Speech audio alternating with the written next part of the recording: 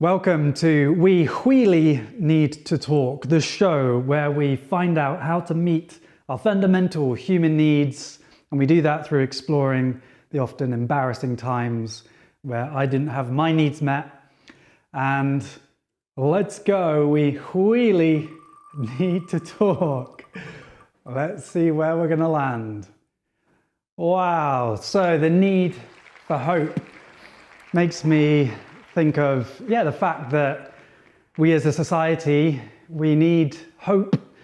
We need an idea that there can be a world better than there is currently. And I feel that, some of the biggest storytellers of our times, Hollywood, they don't fulfill their responsibilities and opportunities to help us imagine what a beautiful world could be like. They instead create dystopias of life on Earth, or the only real fantasies that they have of a better future are in galaxies far, far away. And so I want to share with you a story where I did a mini rebellion for hope and to change these storytellers and to attempt to talk to the powers that be in Hollywood. So I went to Star Wars premiere in London, and this is one of the big film events of the year in London, and me and a group of rebels decided that this was our opportunity to go to the premiere and tell the producers to change the script, that balance is possible, that they need to start helping us imagine what a beautiful world on planet Earth could look like. And so our plan was to break into the premiere and to, get in, put some banners, and that was the plan. So how were we going to do it? Was it even possible? We started planning. First step was to dress up as Jedis and Ewoks. We then queued up for a night and then managed to get into the autograph area of the Star Wars screening. Now, people are jostling all over the place trying to get the best positions, the paparazzi and the media are over there. People are going crazy when the celebs start. The media are talking, well, welcome ladies and gentlemen to the Star Wars premiere. You'll see tonight it's a blue carpet instead of the normal red carpet. Very clever there. And then we've got celebrities coming over and the people around me going crazy. Adam Driver, if you even touch me, I'll die happy, Adam. Or the Harrison Ford walks past and somebody's like, Harrison Ford, sign my arm, please, sign my arm. I mean, it was mad. It was amazing. Very funny to be around. But we were there for a different reason. 10 of us, 10 rebels, dressed impeccably as Star Wars characters. We were there for a rebellion for hope that something could be different. And so we were planning, when was the moment going to be that we were going to jump over the fence and stage our protest? So we have our squadron leader who organized the action, and we ask him, so boss, when are we going over? And he's beginning to get a bit nervous. And he says, I don't know, let's wait. And we're waiting and more celebrities are passing, time is running out, and we're like, come on boss, we need to go now. But he just lost his composure and he couldn't hack it. He's like, I can't do it. I just can't jump over. And to be fair, I was pretty nervous as well. I wasn't going to be the person jumping over the fence first. Thankfully, one of the group did jump over, and then all of us, we jumped over onto the blue carpet. Most of the group immediately sat on the floor in front of the autograph area with the crowd booing at them as we struggled to get out our banners. I thought they had stopped way too early, so I ran towards where the paparazzi were and then lay on the floor. But I didn't have a sign, and all I had was a little Extinction Rebellion badge. Then I started my chant, Hollywood, you have a unique opportunity and responsibility to help us imagine what a world of hope could look like. But nobody could really hear me. I was surrounded by security guards. Eventually, John Bodega, one of the stars of Star Wars, did pop his head over to see what was happening. I said, hi John, I love your work. And so that was a rebellion for hope. Now, whether or not that was actually effective, and we did get some media coverage, I still believe that system change is what we need. I mean, our personal journeys of finding peace in ourselves is really important, because it means that we can be resilient with the changes and the chaos that are already here and are continuing to come. But it's not enough for us just to live in peace while the economic and political systems that shape our world are destroying life on the planet, creating a sustainability crisis, and the stories that we tell about ourselves about, human nature being inherently selfish or violent, then makes us more likely to fall into conflict. We're not angels, but we also have great potential. As you all know from your own healing journey, that forgiveness is possible, healing is possible, that you have great potential. And even if we don't always believe that, our wisdom tells us that there is hope. There is something in there that we know there's a different way that is possible. Balance is possible. And yet the storytellers of our world, they're not helping us reconnect with that potential that we have. So, as it says in Star Wars, rebellions are built on hope. And so we have a need for hope. And there's a story about when I took action. So if you feel called to, could you volunteer? Can you take actions? What does building a world of hope look like for you? It's all valuable. All right.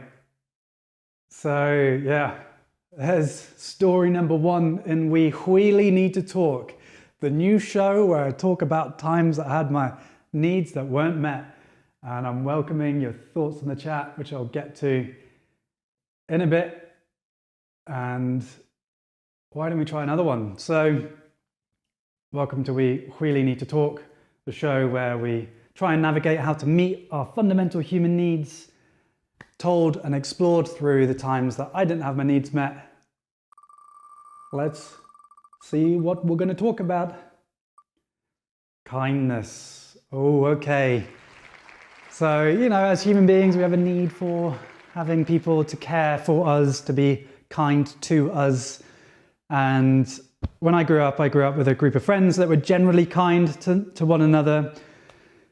But I wasn't prepared for going to university, for something called banter culture, where I had a new group of mates where they did lad banter, which, if you haven't experienced it, is where often men express their appreciation for each other by tearing each other apart.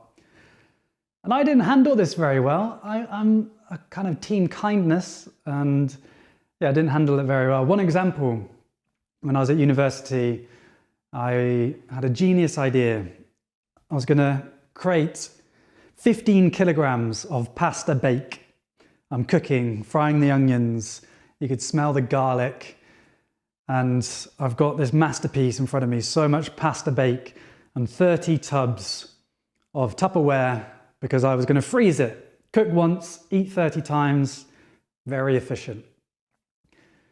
And so, I'm very happy with myself. A few days later, I go to defrost one of these pasta bakes, and as it comes out of the microwave, it has this aroma of lifeless mush.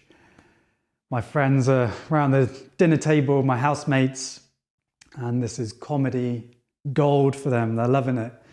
And they take it in turns to just, rip into me. George, that pasta bake looks sadder than your mum when you were born. Hey, sloppy Giuseppe, when's the last time you chewed? Can't really remember what the pars were, but they were getting into me, and I just didn't know how to handle it. My face was flushed with anger, and I just wouldn't know how to express anything, so I just wouldn't. Or I would lash out in anger and totally overreact. And in my room, I would recite inspiring speeches.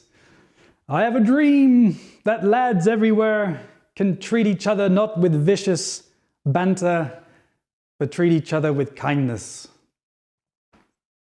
And I would hope for a day where my mates would be kinder to me.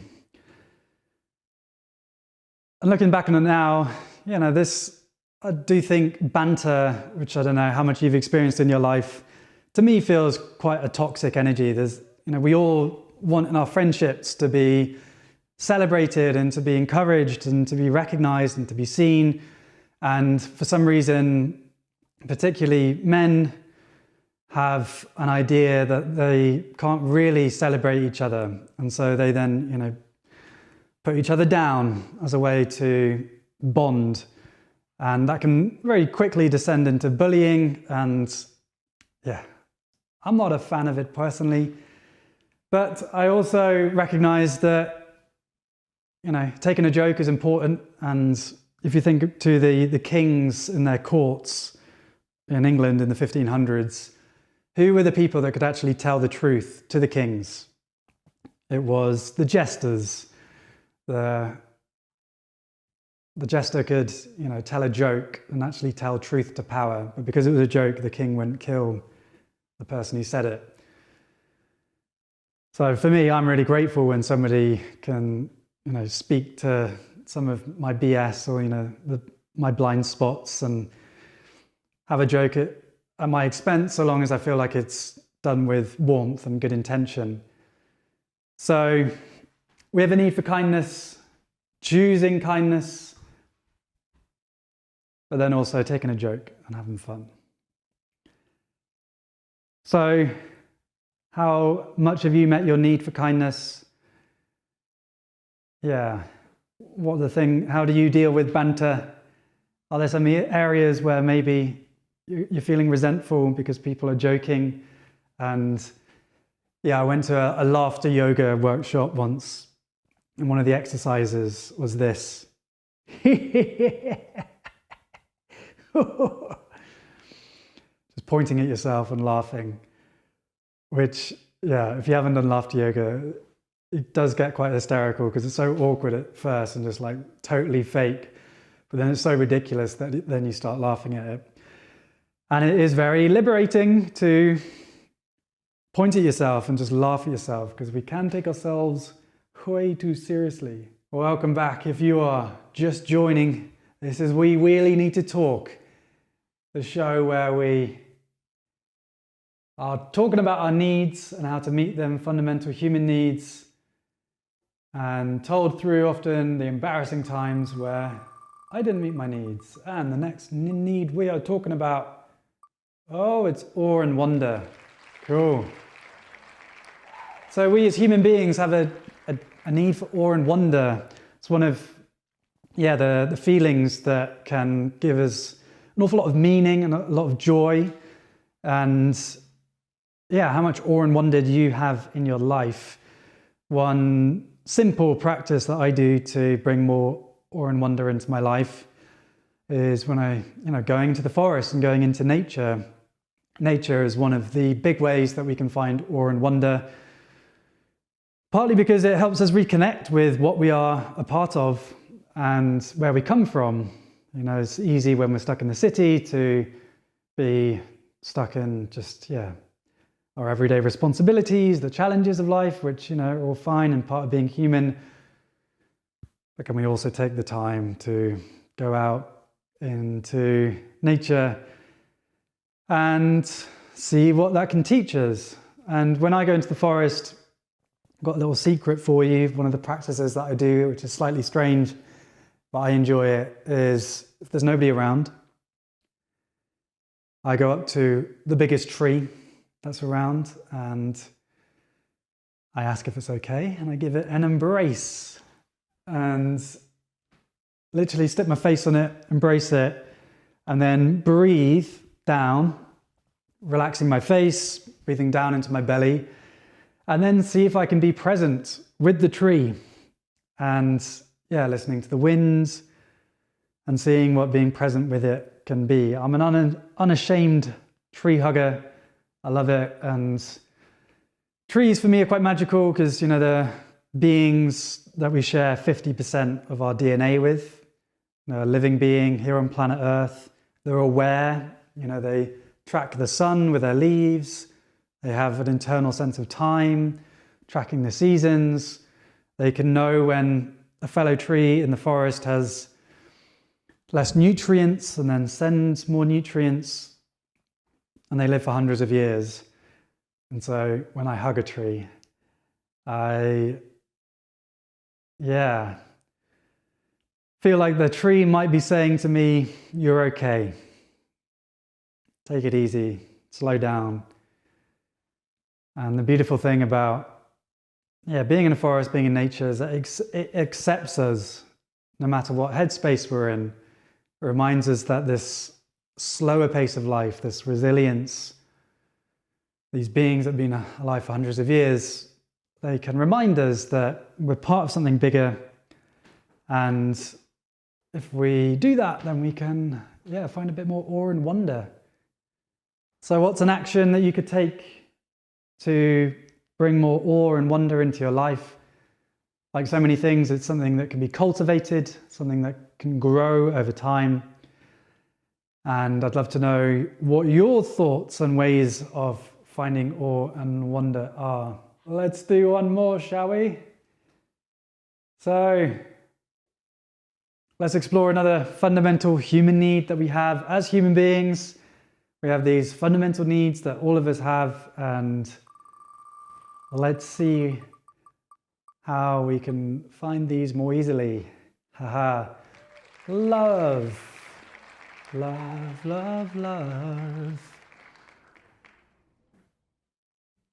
Deep down, we have a craving, a desire to, experience love and to be in connection with people that can see and understand us, and we can express ourselves and this love that we have for others and for life. And I have, over my life, gotten my own way with finding love, and starting from a young age. My first love was when I was 10, a girl from school, and I fell for her real good. She was awesome. And I was trying to think, how can I see her outside of school? And I knew where she lived. So 10-year-old George had a plan, and that was just to cycle around her house, hoping that one day she would be there and then I could go chat to her.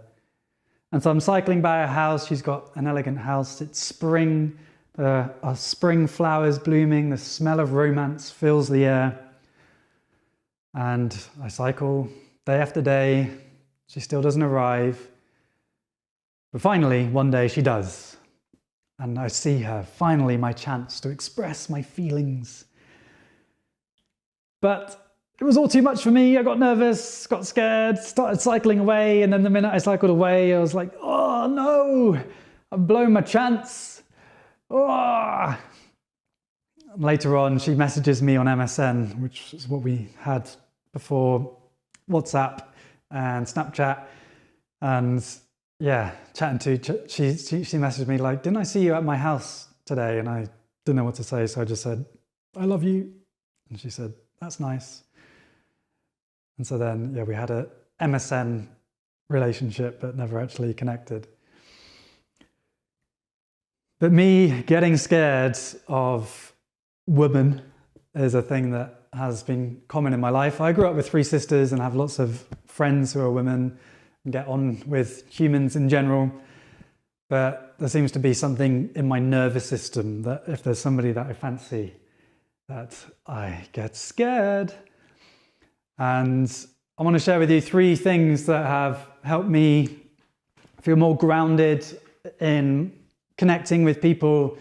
And this can apply for dating and relationships generally. So the first thing is to really ground ourselves in the fact that we are valuable. We have a lot of gifts to share, that we are a prize to win.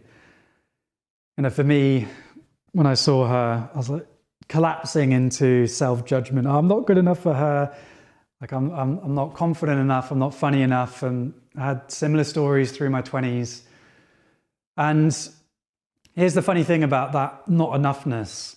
is that eventually if you do meet someone, or I meet someone, or you have met someone in your life, is that they always meet you where you are in that time. Randomness brings you together, and then you meet where each other are. So this idea that I've got to be better, you've got to be better in order to be good enough to meet the person doesn't make any sense, because ultimately you will meet them where you are. And there's a resonance between two people that eventually stay in relationship. And that resonance works because it's the meeting of two beings. So a mantra that's been really supportive for me, that's helped me really ground myself in my enoughness, is I trust that the person who's right for me will meet me where I am. The person who's right for me will meet me where I am. And that takes the pressure off that I need to be anyone else. I can still grow, I can still do the things I want to, but can we grow from a place of enough now, as opposed to craving and hoping that we'll be good enough someday in the future? So enough now, and you're a prize to win, idea number one. Idea number two is not to exalt people or to put them on a pedestal. I'll speak for myself, as that if there's somebody that I fancy, I suddenly get into, wow, they're perfect. Wow, she's amazing. Wow, she's like a goddess. And I'm imagining having children and like what the kids would look like. And obviously that's just causing a lot of pressure to be put on just meeting a human being for the first time. And then, I'll get stuck in my head and get anxious. So yeah, just if you notice yourself doing that, and this can be, meetings, maybe a job interview that you really want, a new friendship with somebody that you think is really cool. It's like, they poo, they pee, they fart, they snooze, they snore. They're a human being just like you. And again, can we just meet them as a human being, as opposed to putting them on a pedestal and then putting us underground in a dark cave? Final idea in finding more love and more connection is, can we, and this is an idea from Taoism, chapter 49, is that can we treat everyone with the same kindness, with the same generosity, and not discriminate? So I would notice that if I felt that I didn't kind of fancy someone, then I could relax and be a friend with a woman, but then suddenly change how I was with somebody that excited me, and you feel that energy. And then that creates just this unnecessary dichotomy of like being a different person with some people and then a different person with other people. And what I'm inviting more and more is that I show up to every interaction with the same openness and generosity and playfulness. And you'll do you differently. Like, how do you want to show up in your life? For me, I now try and start a conversation with the cashiers at the supermarkets, taxi drivers, maybe somebody waiting at a bus stop. And just to, without the need for having any outcome from that interaction, but just reducing that kind of specialness of connecting with someone. And the more I practice that, the less resistance I have, the easier it becomes. So that is some ideas and some stories from me about how to meet our connection for love and appreciation. Let's try it again.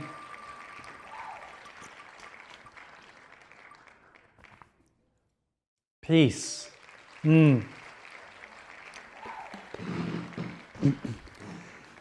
Yeah, as human beings, we all have a need for peace, to be able to relax and to soften. And we can get in our own way with the way that we relate to ourselves and the world.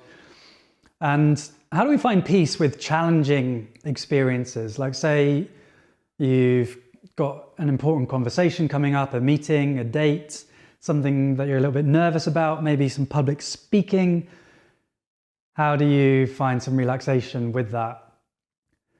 I came across quite a simple, powerful tool to help us find more peace in times of challenge. And this came from Master Gu, my Tai Chi master.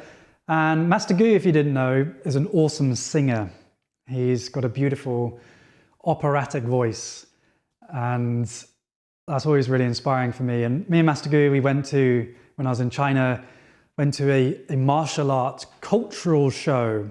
We had martial artists doing their magic and doing backflips and people playing Chinese instruments. Master Gu playing guitar and his disciple doing Tai Chi. And then Master Gu signed me up to do a song, to sing. And I enjoy singing. I'm a bathroom, bedroom, garden singer, but haven't really stepped outside of that. And so here I was in front of 80 people and was kind of signed up without me asking, but I was excited to be there. And whenever I get invited to do an event in China, I always start with my world peace speech, which is, hello, I'm George from England. I'm really grateful to be here. And this is really important that we talk between cultures because peace is possible and it comes from communication. So always, anytime I'm doing something in China, I always throw in my little world peace speech. And then it was time for me to sing a song. And suddenly I'm nervous. And I start singing, around the corner, whistling down the river. There's 80 people. And I'm nervous and not singing well. And I then go talk to Master Gu afterwards, and I'm kind of shamed and embarrassed, like, ooh, that was fun, but I felt a little bit out of my depth there. I asked him, how do you stay grounded when you're in front of 80 people, 100 people singing your Chinese opera? How do you do it? Master Gu said, relax. I was like, okay, thank you. That's obvious. How do we relax? And he says, breathe deep, release stomach tension, send your breath deep down. Now, this is a really simple and powerful hack trick in order for us to feel more grounded in challenge, because we can still be anxious, but if we send the breath deeper down, with the nervous system, we're automatically sending soothing signals through the nervous system. The fight or flight nervous system's up here, the rest and digest nervous system's down here. So even if I'm nervous, if I can send my breath down, I'm grounding my breath. So even now, coming down into my resonance, if I can release stomach tension and breathe from that place. So you could even try that with me now if you'd like to. And a simple way to feel your breath grounding and sinking is to put your hands on your side ribs. So if you'd like to try that with me, we could try maybe 5 breaths. When we breathe in, we release stomach tension, sending the breath deep down into you. Feel an expansion on your hands. That's why your hands are there as feedback. And breathing out. Your hands coming back in. Breathing in. No movement in the shoulders, no movement in the chest. It's all about releasing tension, sending the breath deep down into you, and then breathing out. All right, 3 more. See how we do. Breathing out. Breathing in, releasing stomach tension, sending the breath deep. And breathing out. Breathing in. And breathing out. So maybe now you could try speaking. And maybe you can try, first of all, speaking from this now relaxed place. Hello, how's your voice sounding? And then maybe crunching in your belly and raising your shoulders and then trying to speak from here. Hi. So we have a need for peace, and just telling yourself to be at peace isn't as helpful as having actionable tools to help you down-regulate your nervous system. And one powerful tool that's available to you is to release tension in your body, in your stomach, allowing the breath to sink deep. And so then you can breathe and speak from that more grounded place. So for me now, when I'm singing, is that I can still feel nervous, but even with the nervousness, I breathe deep, and then my voice is supported, and then I speak with more ease. So yeah, something for you to explore in your own practice. All right, shall we keep going? Let's see how we're gonna do. Bum ba da bum bum ba. Where we're gonna land. Oh, okay, so we all have a deep need for connection, to be seen and to be understood by the people in our lives. And yeah, this deep need for connection makes me think of my parents, who I love and are awesome. And I also, for quite a lot of my 20s, have lived with my parents and had to go through the journey of finding a new connection, a new way of relating to my parents, going from being a child with them being the adult and then meeting as adults. And yeah, that was a process that took some time and yeah, some kind of adventures on the way. And yeah, just come back from China, had gone on this supposedly life-changing adventure, and I'm back, stuck with the parents. And my dad is awesome, and for his generation, I'd say quite emotionally aware, but his generation, is maybe some of the men in your life are of the generation of big boys don't cry. You know, don't express the feelings. We don't have feelings, just get on with it. And so I started this journey of like beginning to express my emotions in a way that hopefully was grounded. And I found it challenging with my dad, where I felt sometimes that he didn't express his emotions or kind of hear mine or listen to mine in a way that felt skillful. One silly example, and maybe this is familiar to you, of when just really small, irrelevant things suddenly blow up into quite big things, is one morning I go into the kitchen and on the counter there is a thing of peanut butter and a knife, and then peanut butter just smeared everywhere.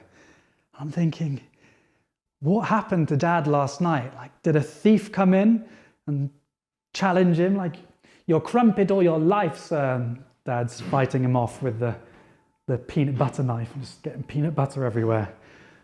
I don't know what happened to Dad last night, but now I had to come and clear it up, and I, was feeling like, yeah, my needs weren't met in that moment. So, here I was, had these new skills for connection, and I wanted to express myself. So I went up to Dad and said, Dad, when you smeared peanut butter all over the kitchen, I felt my need for consideration wasn't met. And I would ask that you clear up your peanut butter, damn it. So I didn't express myself in the most grounded way. I was judgmental. I was judgmental of him not considering me, judgmental of him and my story of him not doing enough work on himself. And that led to disconnection. And so one of the big lessons that I've learned in meeting my need for connection is acceptance of where people are as a starting point. Gratitude as a starting point. Because, there's a lot that I can be grateful for my dad. And yeah, I was seeing him through this lens of judgment, which then led to more disconnection with him. And yeah, other people in our lives, they can act in ways that don't meet our needs. But if we are experiencing them through judgment, then they're going to feel it. They're going to shut down. Nobody wants to be lectured at, especially for someone that is just constantly judging them. So in a way that feels as comfortable for you as possible, or as possible for you as possible, is to open up to this human being that's in your life, warts and all, even the bits that you judge, and to at least start with, here they are. And to choose gratitude actively. It's a practice. Gratitude can train our nervous system to more readily pick out the goodness in life, the beauty in life, the beauty in our relationships and the other people that are in our lives. And if we don't choose gratitude, it means that we can get stuck and lost in judgment. For me, with my father, when I began to just accept him for who he was, and this is the paradoxical power of compassion and judgment, compassion and gratitude, is that he began to soften, and our relationship improved, and he felt more able to express himself, and he's done a lot of work on himself now, which I really celebrate. So, where are you judging the people in your life? Can you choose gratitude? Can you choose connection? And still express your needs in a skillful way. Still express your boundaries in a skillful way. But see what the power of gratitude can do for you. It can be a powerful energy. Welcome to We Really Need to Talk, the show where we explore our fundamental basic needs and see how we can meet them, often explored through the times that I haven't met my needs and the embarrassing stories that maybe can inspire some thoughts in you. All right, a need for choice. As human beings, we have a deep need to have autonomy, freedom to choose our responses to life and to feel like we are making our own choices. And it's quite easy as human beings to give up our power to, there are systems that are bigger than us, and we don't have unlimited power, but we can give up some of the power that we do have through the beliefs that, I don't have any. This is particularly true in the spiritual world where, maybe we're coming with pain and anxiety and there's a spiritual teacher and they have the answers. Great, if I can just surrender my freedom and my choice to the guru, then they can give me the peace that I've been craving. If we give up our power to gurus, there can be danger to that. And here's quite a funny example of somebody that I interacted with that I felt maybe gave up their power. When I was on the mountain in China, in the Tai Chi school in the winter this year, it was cold. It was real cold. I was wearing 4 trousers, and after my Tai Chi practice, I would want to do some laptop work to work on the videos, and it was freezing because Master Gu's place didn't have any heating. Sub-0 degrees without heating gets quite cold. Thankfully, however, in the nearby school, there was this beautiful, elegant cafe with heating. And there were 4 gorgeous cats, a dumb dog. And this school was run by a master who was a businesswoman, but then became enlightened. And this businesswoman, enlightened teacher, claimed to be able to be sensitive to your past lives and the things that happen in your past lives. And in this lovely cafe that they made at the school, there were 2 female students and disciples that would, give me the precious gift of a coffee and warmth when I would go and do my work. But then it was quite funny how then they began to kind of compete for my attention. Like one of the students would give me food, but not the other woman. And the other woman would ask, why didn't I get any food? And this woman would say, you don't deserve it. So just quite funny dynamics like that. And the woman that didn't get the food one day came to me and said, "I need to apologize." I said, "What for?" She said, "You need to forgive me." I was like, "What for? What are you talking about?" And she said, "Well, I had a dream about you with other women, and I think it's something to do with a past life, a past wrong that I did to you." And I was talking to the master, and she was kind of getting annoyed at my endless questioning. But then I mentioned this idea that maybe in a past life that I'd wronged you in some way, and the master stopped and nodded, said, maybe you're onto something with that. And so I was like, okay, interesting. So yeah, for me, that was an example where this person had given up their power. It's like, if the past lives are to blame, it means that we can kind of not investigate what's here, what emotions and feelings and experiences. And instead, with the permission of a master, we can create a story about a past life that needs to be resolved, as opposed to, empowering ourselves as to what, the response is in the here and now. And there's a lot of power that's given to these masters that can claim to connect with past lives. And I'm someone that sees reincarnation as an idea that makes sense to me, in the sense that everything is energy, and energy can only be transformed, not destroyed. And in Western science, although it's now changing, there was this false dichotomy between mind and matter. And the assumption that matter was mindless and separate from matter itself. And so, in the Western science view, reincarnation doesn't make sense because consciousness or experience or mind can't continue, because mind or matter is just an outcome made by mindless matter. Bit of a complicated idea to explain quickly, but for me, everything's energy. Mind and consciousness and matter are just interconnected aspects of energy. And so reincarnation makes sense for me. Except from, I feel the body is this vessel, 37 trillion cells, this complex self-organizing system that comes together to create me and my story of George and my memories. And I don't quite know the mechanism by which past memories could come onto me and this body.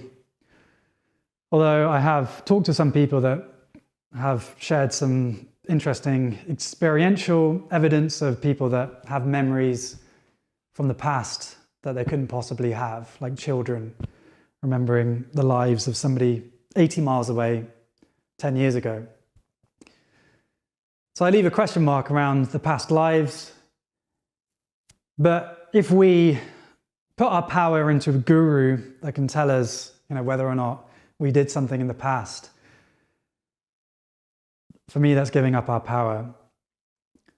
Or take an evangelical religious person that, feels that, say, Jesus is coming back to save the world.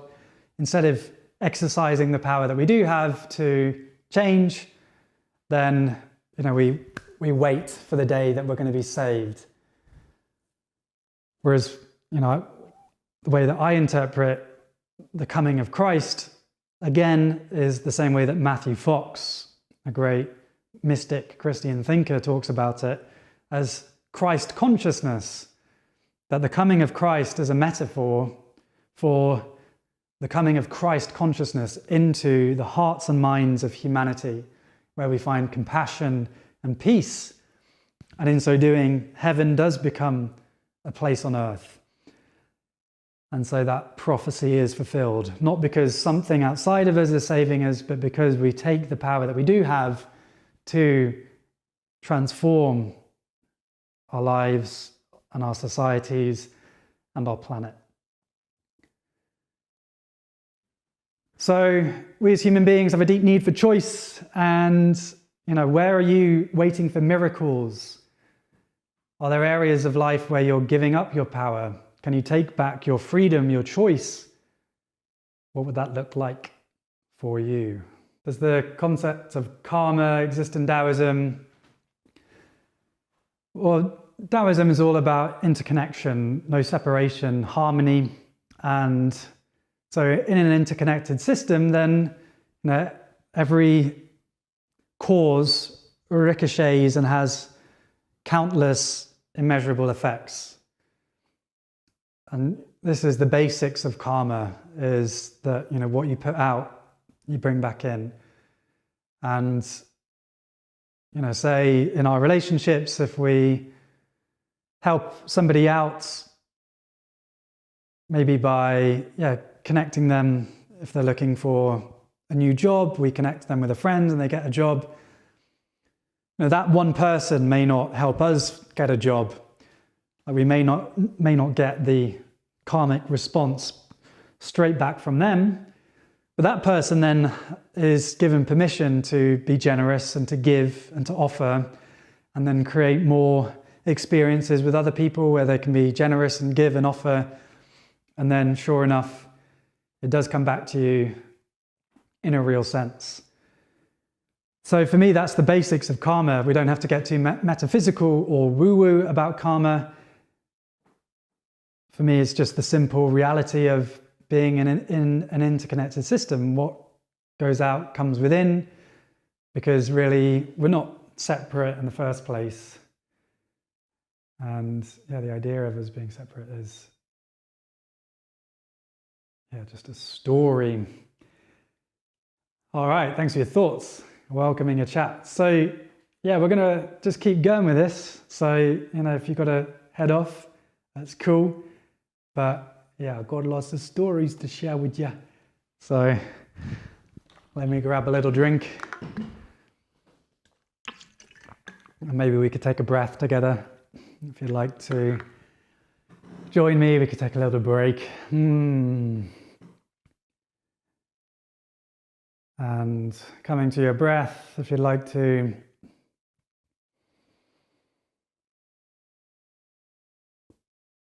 softening your face,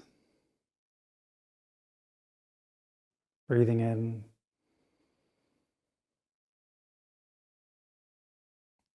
and breathing out.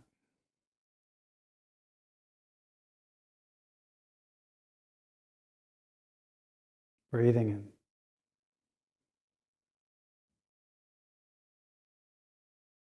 Breathing out. Relaxing your forehead and your eyes,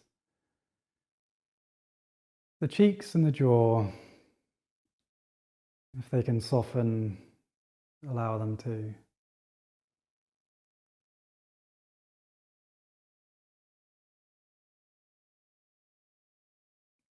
Taking one more breath together, breathing in.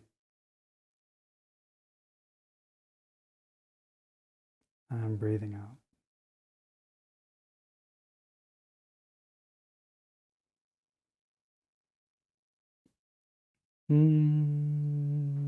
Lovely, lovely.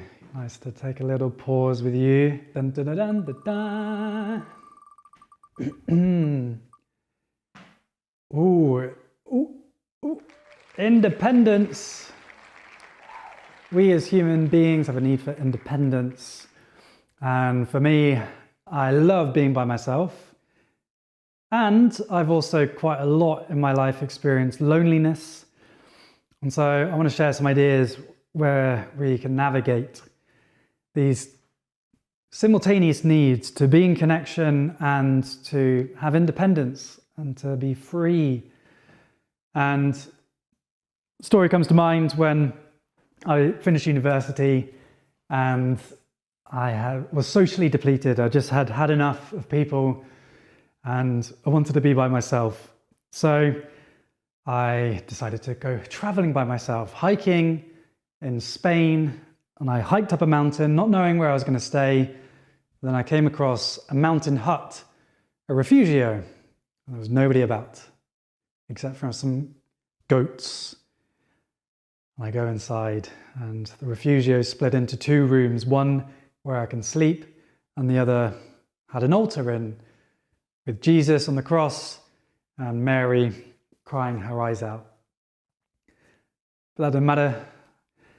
Mr. Independence had found his refuge, finally a place where I could be alone to think and to read. And the only sound was the sound of the wind blowing through the grass and the sound of the goats breaking wind. Paradise. So I slept day 1. Day 2, I realized that this mountaintop was a desert. There was nowhere to have any water. The only thing that was flowing on the mountain was Mary's tears, which I kept on looking at.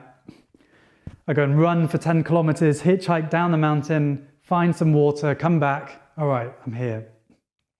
Mr. Independence has found his freedom place, and yet I had this nagging feeling of, oh, I don't really want to be alone right now.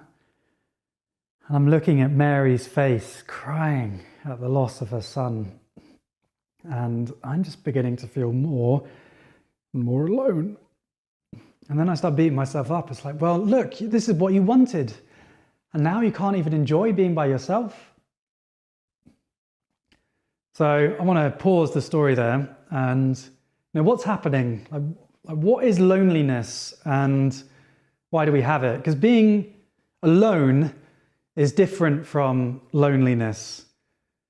Being alone, a hermit can be a Taoist monk can live by themselves in a cave for 5 years and feel totally joyful, or somebody can be surrounded by family and yet because they don't feel understood, they feel deeply alone. So loneliness and being alone are not the same. Loneliness is the feeling that comes from the perception that we have not met our need for connection. Like if we remember with all these needs that we're exploring, that we're multidimensional beings, we have all these different needs, and feelings and thoughts are experiences that arise from the mind, the body, and the heart as signals to whether or not our needs are met or unmet.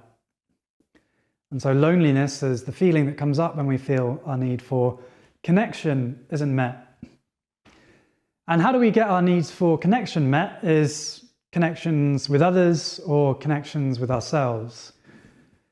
And whenever you're dealing with challenging emotions and dealing with feelings and needs, a really important question for you to ask and for us to ask is, what am I believing right now for this to be true, for this feeling to be here?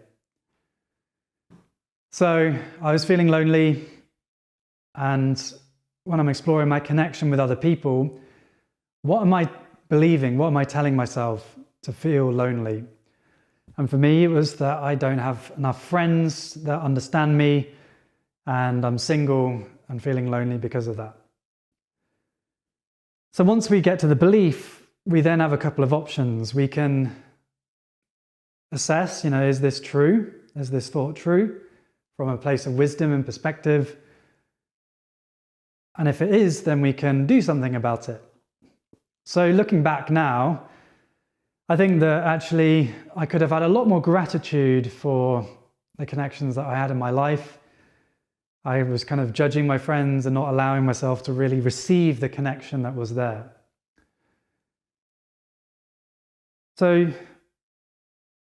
loneliness is the feeling that comes from the unmet need of connection. How do we find connection? Connection with others or connection with ourselves. And for me, friends and family, maybe for you, there's actions around connection with others that you could take, or changing your relationship with those thoughts and feelings. But really, I'd say the starting point with dealing with loneliness is the connection with ourselves. I guess having people that see us and understand us in our lives is really important and can make life deeply meaningful. But even if we have beautiful people in our lives, if we don't have this connection with ourselves in a healthy, balanced way, we're not going to be open to that beauty and that connection that is available for us. So for me, sitting on this mountainside by myself, I would internalize, like I'm not confident enough, I'm not good enough, I'm not funny enough, I'm not handsome enough, my body's not good enough. And all these judgments would lead to disconnections with myself. I would try and repress and deny parts of myself. And this is probably the deepest and most fundamental aspect of our healing journey, is to begin to meet ourselves, our whole selves, with kindness. So back to the story. I'm by myself, surrounded by goats, feeling really lonely, with Mary crying her eyes out. I'm just looking at that, and like Jesus on the cross with the crown of thorns on and blood dripping down his face, and he's stapled to a cross, and I'm just stuck in my thoughts. And I try and talk to the goats for some support, but their love language is headbutting, and that didn't really vibe with me, and for my needs to be seen and to be heard. I had a boomerang, but I was so lonely that when I went to throw the boomerang, it never came back. And then maybe this is the part of the story where you imagine I have this great breakthrough and then find peace with myself. But no, I didn't. I just eventually left the mountain and found people. I didn't have some of the tools that I had today. One of the most powerful tools for me, and one that I offer you and continue to offer in most of the sessions that I explore, is seeing ourselves in terms of parts. Seeing ourselves in terms of parts. Like, here are just some of the needs that we have as human beings. And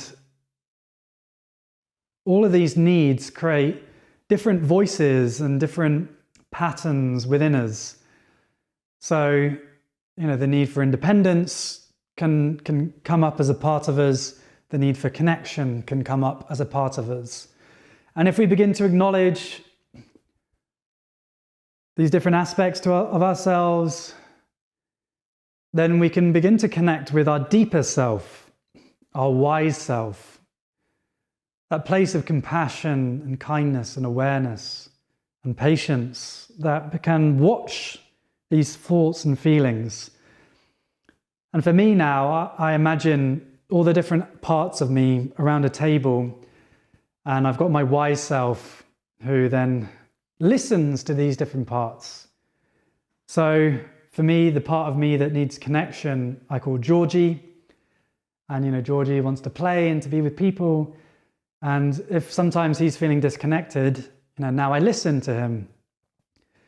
And here, me talking to you right now, I've been basically completely by myself for 5 weeks, because I'm still Mr. Independence. I love being by myself.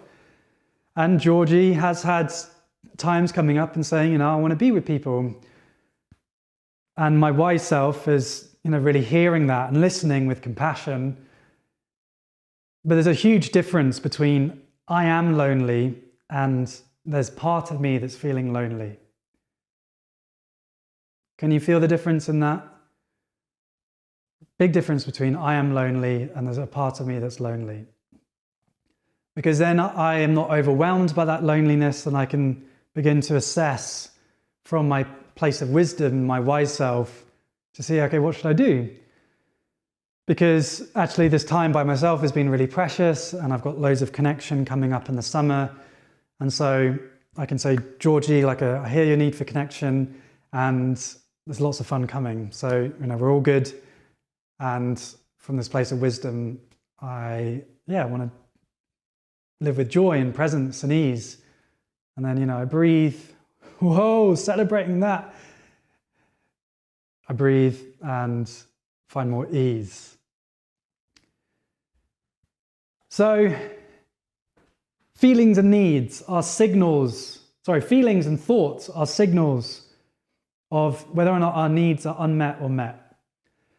And one of our fundamental pairings is the need for connection and the need for independence or freedom. And we all have different varying amounts of how much we need to balance these two needs. And if you can more and more begin to see yourself in terms of parts, and the parts based on what your needs are, and these are just some of them, and then assessing those needs from a place of wisdom and groundedness, then more ease and joy and connection and love is possible. All right. Little dance break, little shake break. Can you have a little seated boogie, or if you're standing, don't know what you're doing right now. Little shake out. Is there a good translation of the Tao Te Ching that's not biased by their own interpretation? Well, I'd say no is the answer to that, because every interpretation, every translation has to be an interpretation. Chinese, particularly ancient Chinese, each character has many different meanings. And the Tao Te Ching, we only found copies that were buried in the tomb of rich people a few hundred years after the Tao Te Ching was written. And they're on bamboo strips with no punctuation. So it's really hard to know when the end of a sentence and when the start of a sentence would start. And so there's many interpretations, and hundreds of years, thousands of years of interpretation has taken place within the Chinese language. And, you know, if you speak Chinese and the Tao Te Ching is translated into modern Chinese, then, you know, that even that's an interpretation. And scholars, even if they're Chinese, will, you know, have to study how characters were used 2,500 years ago. Then to bring it into English, yeah, that is always going to be based on the person and their interpretation and their life and what they care about, their worldview. So the thing with the Tao Te Ching, it's really important to have multiple translations. So if Lao Tzu's original meaning and intentions here, then, you know, you've got, you know, I read 10 copies. There's also a great site called egreenway.com, where there's 50 copies. There's so many interpretations of the Tao Te Ching. And then take what resonates, you know, what serves you. Because if it is so mystical and open to interpretation and poetic, then you can only ever really take what resonates with you. And there'll be certain translators that work with you. So for me, I do really like Stephen Mitchell, although he does veer quite a lot from the original text. Then there is Derek Lin, who's an accurate text, and I really like him. Wayne Dyer has an awesome book where he applies it to modern living. Then, yeah, Guy Feng and Jane English, one of the classic translations, they are great as well. So there's 4 for you to work with. So yeah, happy exploring, happy reading. You know, I've felt so much joy and peace and meaning from the path that I've been on, and I still get stressed and still fall over. And, you know, I want to bring you on that journey with me so that, you know, I'm not claiming to be some Taoist non-human. All right, dear friends, thank you so much. I'm sending you very good wishes to you for your Friday, and I'll see you tomorrow at the same time. Much love. Thank you. Ciao, ciao for now.